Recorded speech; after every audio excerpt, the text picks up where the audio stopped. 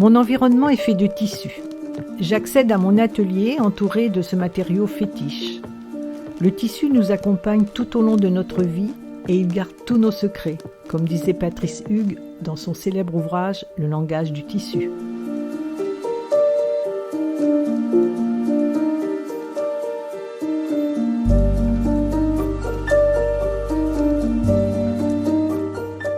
Petite, je préférais les magasins de tissus aux magasins de jouets.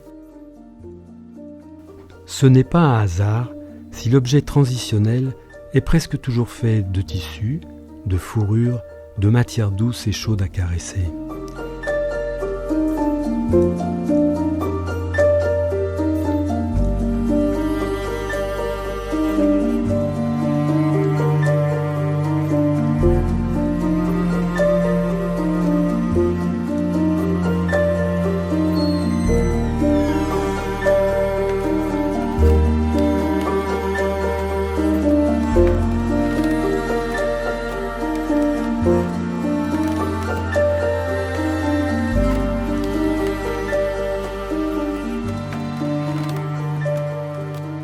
Mon atelier est une vraie source d'inspiration, remplie de matériaux divers, avec des collections liées au textile.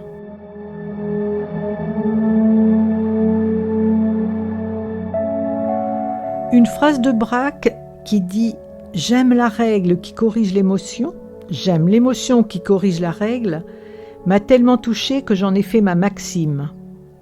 Je pense que tout mon travail s'appuie sur ces deux aspects contradictoires et pourtant si complémentaires, force et puissance, légèreté et féminité.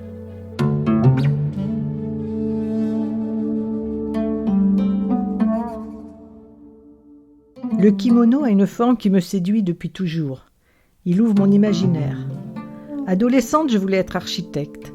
J'aimais les structures construites, solides et codées. Et j'étais en même temps tellement attirée par les tissus, par la soie particulièrement, la beauté et la poésie des motifs japonais, que le kimono s'est naturellement imposé à moi.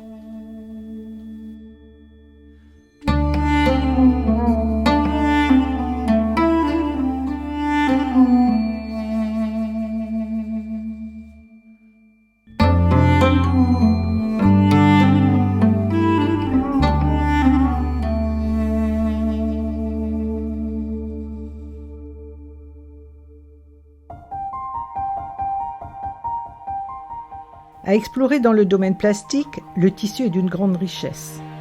Malléable, il passe du plat au volume, se plie, se plisse, prend forme.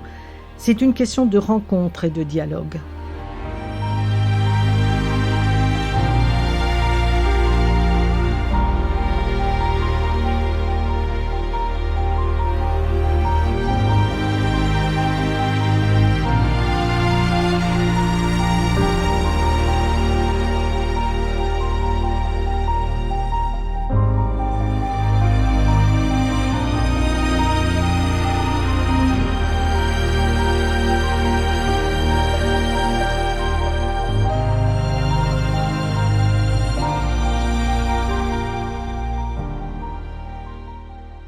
La nature croise souvent mes réalisations plastiques faites de tissus. Dans ces grandes toiles, faites à partir d'un véritable kimono, cousu et peint, le fond et la forme se mélangent.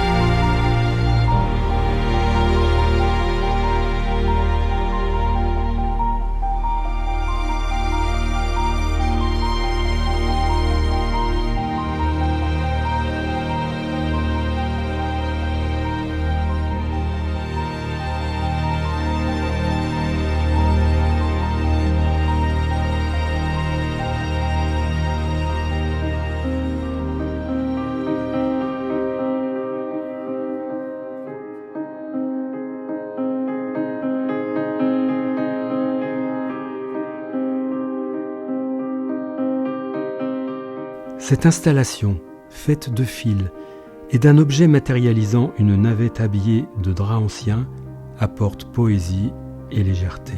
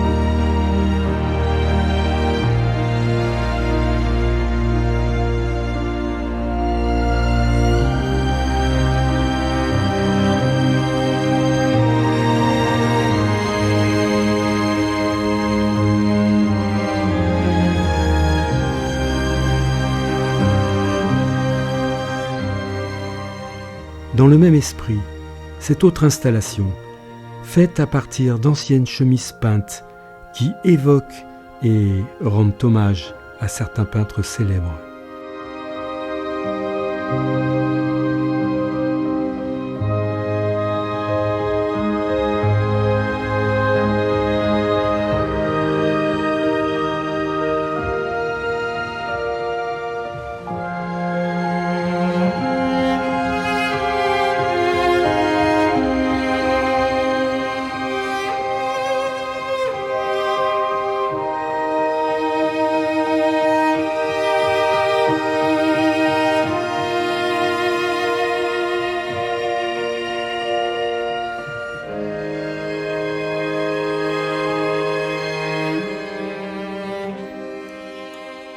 Ce support fait d'un tissu japonais très ancien me parle et m'a donné envie de le faire renaître en lui appliquant des origamis de soie et des incrustations de formes arborescentes. Le tissu n'est pas un texte, c'est une texture. Mais dans tissu, il y a tissé, et dans textile, il y a texte. Ces mots sont forts de sens. Ils créent des liens, ils laissent des traces.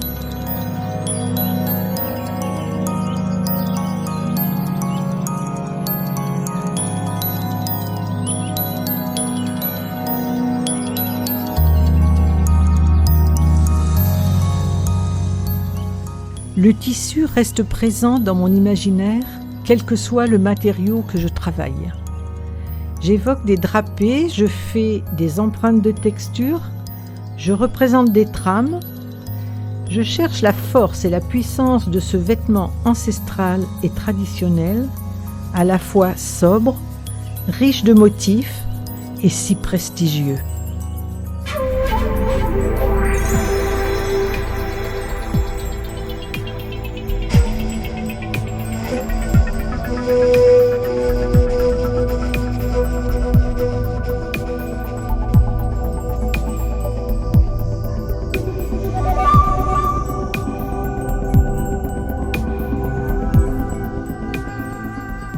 La douceur du tissu croise parfois la rigidité du métal et la complexité technique pour mieux suggérer les formes de dentelle de mes sculptures monumentales.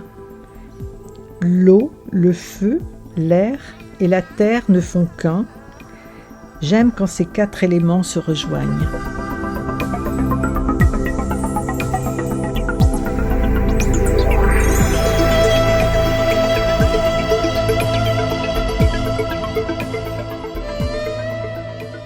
La technique et l'énergie prennent parfois le relais, l'esprit se suspend et la main agit à son tour en toute intelligence.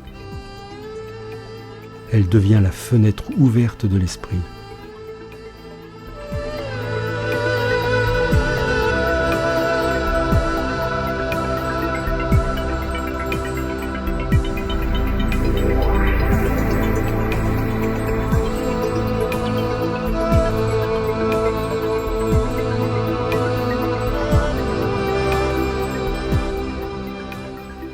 La forme du kimono est devenue pour moi comme un motif. Du volume au plan, je l'adapte à mes aspirations. On pourrait parler de pratique sérielle, mais cette démarche n'a rien d'original. Des artistes célèbres ont répété inlassablement une même forme. Viala, Warhol et tant d'autres dans tous les domaines. Peut-être un besoin de se rassurer, de se sécuriser, d'être identifié, ou tout simplement envie de décliner jusqu'aux limites du possible cette unique silhouette, en faire un jeu, une quête, une recherche constante.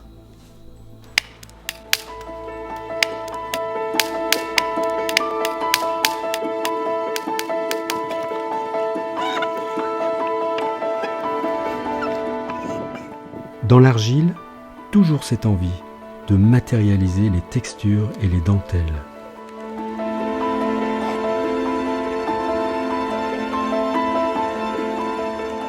Je crois que je me suis vraiment piquée au jeu du langage du tissu.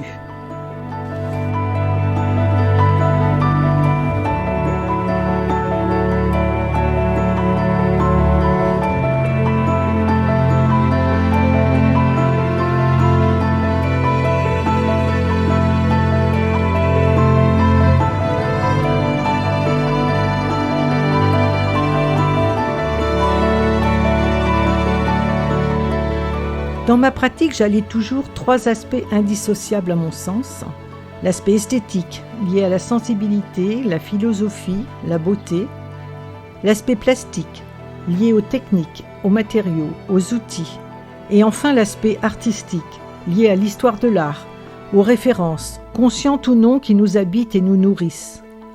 Ces 3 aspects ne sont pas indépendants, mais sont imbriqués les uns dans les autres.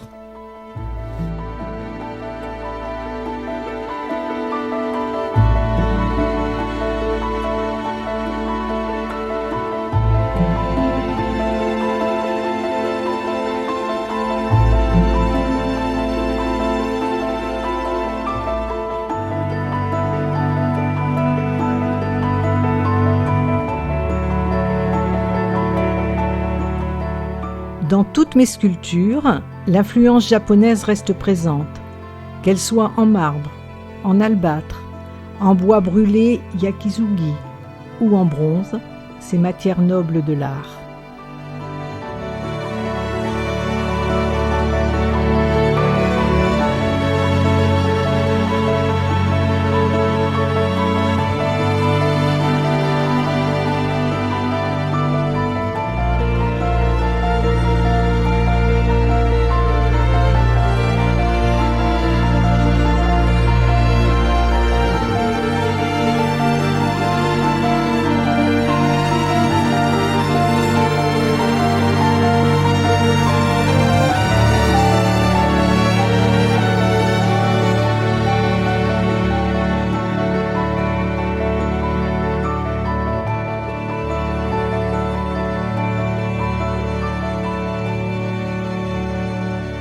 On est toujours les héritiers d'une histoire, d'une tradition.